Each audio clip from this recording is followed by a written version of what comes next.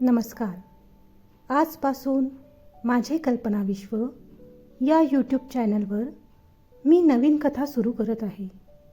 तर नक्की ऐका. मराठी भावस्पर्शी प्रेमकथा. चला तर मग कथेला सुरुवात करूया. कथेचे नाव आहे दैव जाणिले कुणी, भाग 1. ती आज खुश होती. तसं तर ती नेहमीच खुश असते, पण आज खास कारण होतं तिच्या खुश असण्याचं.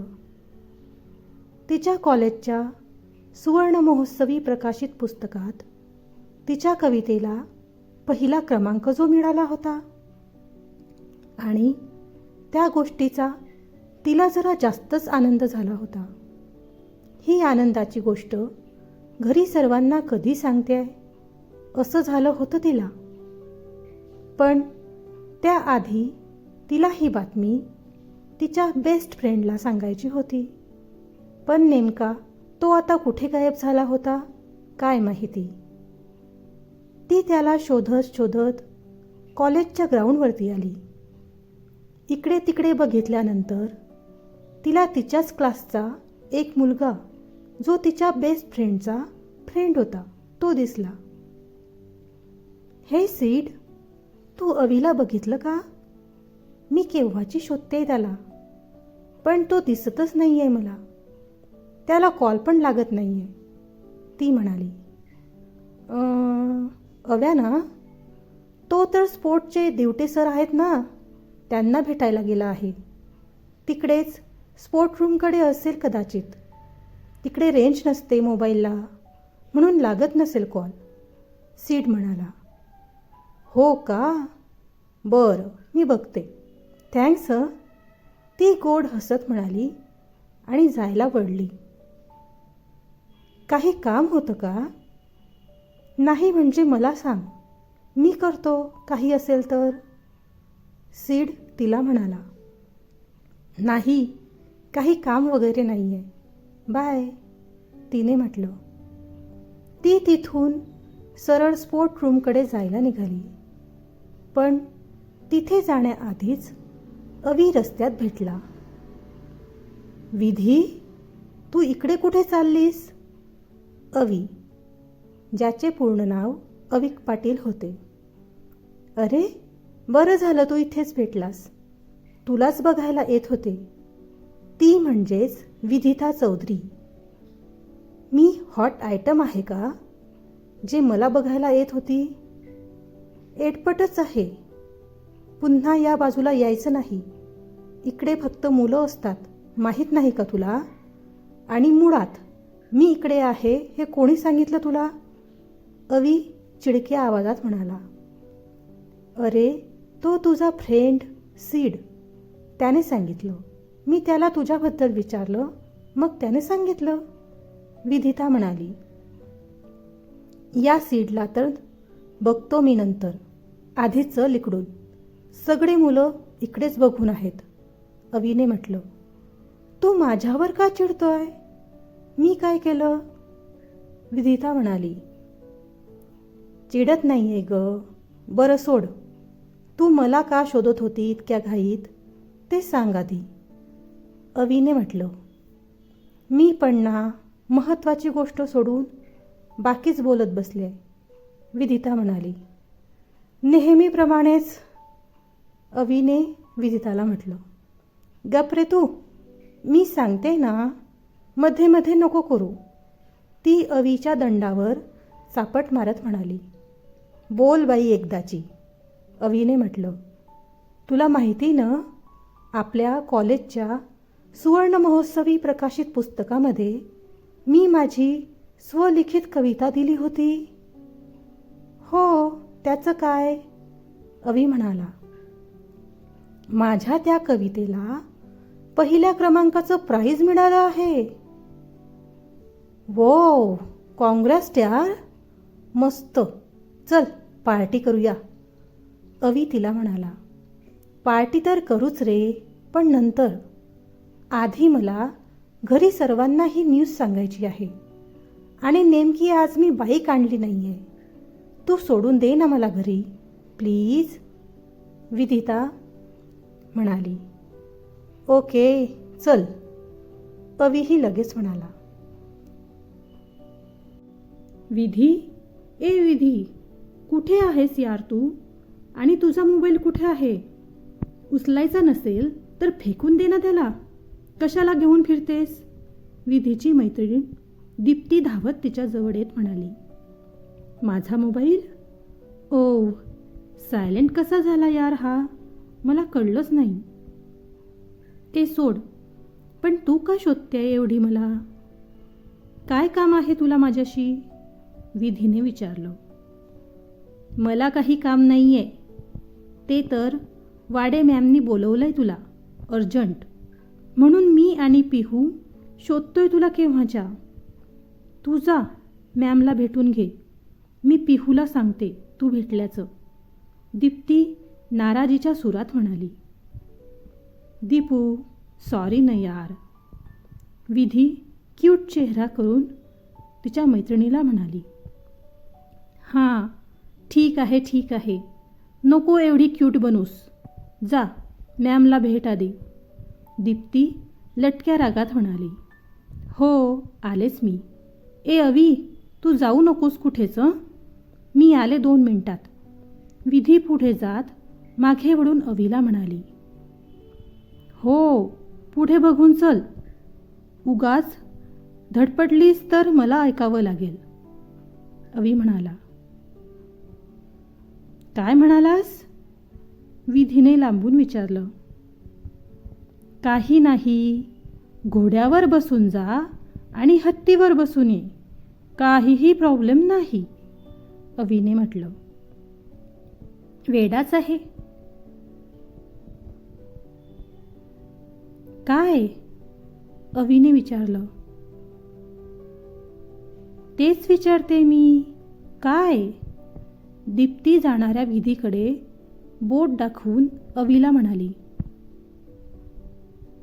पागल आहे का तू? चल जा इथून, निघ. सर्व पागल मलाच का भेटतात का माहिती. अवी दीप्तीला निघ म्हणून स्वतःच तिथून निघून गेला. ए तू पागल, दीप्ती जाणाऱ्या अवीला ओरडून म्हणाली. अवी तिथून निघून त्याची बाईक पार्क होती तिथे आला. अव्या, ए अव्या, कुठे निघालास? इकडे ये. मनीष, जो अवीचा मित्र होता, त्याने त्याला हाक मारली. घरी जातोय रे, नंतर भेटतो. अवीला काही आता त्यांच्याजवळ जाऊन गप्पा मारायची इच्छा नव्हती. सीट पण होताच तिथे. त्याच्याशी बोलायचं तर होतं, पण आता सर्वांसमोर बोलणं योग्य नाही वाटलं त्याला. त्यामुळे तो तिथेच थांबला. या अव्याला काय झालं रे? इथे आपण सर्व आहोत, तर इकडे न येता तो तिकडे एकटा काय थांबून आहे? अनिल, दुसरा मित्र म्हणाला. काय माहीत, मूड खराब आहे वाटतं त्याचा, मनीषने म्हटलं. थांब रे, मी आलोच बघून. सीड उठून अवीकडे जात म्हणाला. ओके, बाकीच्यांनी म्हटलं. सीट चालत अवी जवळ आला. तू कशाला आलास इथे? अवी सीडला बघून म्हणाला. कशाला म्हणजे? तुझ्याशी बोलायला. तिकडे का नाही आला तू? सीडने अवीला विचारलं. त्यावर अवी काही न बोलता फक्त सीटकडे बघत होता. काय झालंय रे तुला? असा काय बघतोय? आणि खालून बघायला मी काय घोडं मारलंय तुझं? सीडने म्हटलं. तू विधीला स्पोर्ट रूमकडे का पाठवलं? तुला माहीत नाही तिकडे फक्त मुलं असतात ते? अवी म्हणाला. हे, मी नव्हतं पाठवलं तिला, तीच गेली स्वतः. तिने मला विचारलं अवी कुठे आहे, म्हणून मी सांगितलं स्पोर्टच्या सरांना भेटायला गेलाय. मी काय तिला म्हटलं की तू तिकडे जा म्हणून? काय यार तू, एवढ्याशा गोष्टीचा राग आलाय तुला? सीड म्हणाला, एवढीशी गोष्ट नाही आहे सीड ही. तिला एक कळत नाही, पण तुला कळतं ना कॉलेजची काही मुलं कशी आहेत ते. अवी म्हणाला, हे बघ भावा, ती विधी काही लहान नाही आहे जे तू तिला इतका प्रोटेक्ट करत असतो ते. मुलं मुलींच्या मागे कॉलेजमध्ये नाही फिरणार तर काय म्हातारे झाल्यावर फिरतील? कोणत्याच मुलाशी तिला बोलू देत नाही, किंवा कोणता मुलगा तिला प्रपोज करायला आला तर त्याला बोलू पण देत नाही. असं तर म्हणतो विधी माझी फक्त फ्रेंड आहे. मग तुला काय प्रॉब्लेम आहे बाकी कोणी तिच्याशी बोललं तर?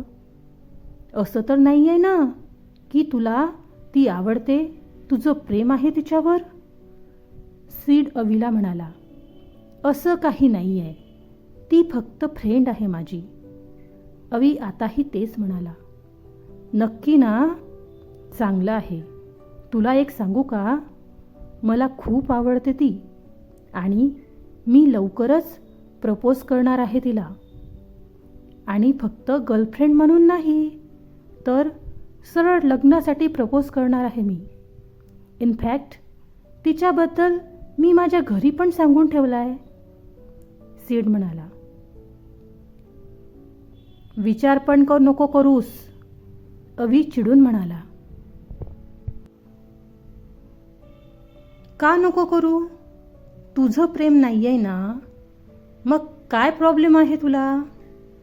सीडने अवीला विचारलं. आहे मला प्रॉब्लेम, आणि विधी ना खूप स्पेशल आहे. ती माझ्या किंवा तुझ्यापेक्षा कितीतरी अधिक चांगला मुलगा डिझर्व करते. कळलं ना? त्यामुळे तुझ्या डोक्यात जे काही फालतू विचार घर करून आहेत ना, त्यांना हाकलून लाव तिथून. चल निघ इथून, विधी येते आहे. दुरूनच तिथे येणाऱ्या विधीला पाहून अवी म्हणाला. सीडने एक नजर विधीला बघितलं आणि अवीला म्हणाला, तू एक गोल्डन चान्स मिस करतोय असं नाही वाटत का तुला? अरे बघ तिच्याकडे एकदा. ब्युटी विथ ब्रेनचं एक परफेक्ट कॉम्बिनेशन आहे ती. आणि तुम्ही तर नातेवाईक पण आहातच की. मग तर घरीही प्रॉब्लेम होणार नाही काही. असं असताना तू माघार का घेतोय? कळत नाही आहे मला. सीड अवीला म्हणाला, कारण ती माझ्यासाठी नाही बनलेली. ना मला तिच्याबद्दल त्या फिलिंग्स आहेत, ना तिला माझ्याबद्दल.